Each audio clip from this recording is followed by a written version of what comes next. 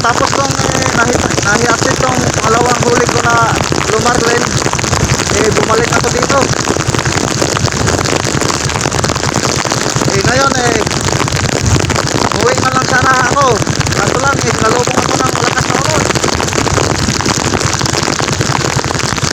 Ayan sila ni Boss Alvin doon sa Mayaw na iniwan ko.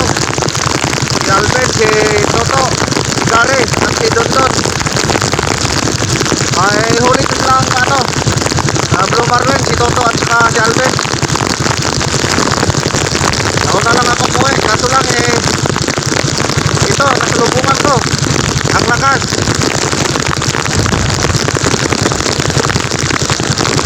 Sana tumigil na ito mga idol dahil papagabi na.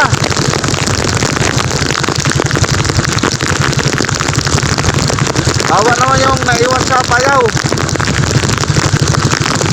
Ako malapit na lang, 2 milyahe na lang, pero hindi makikita ang Madirmot.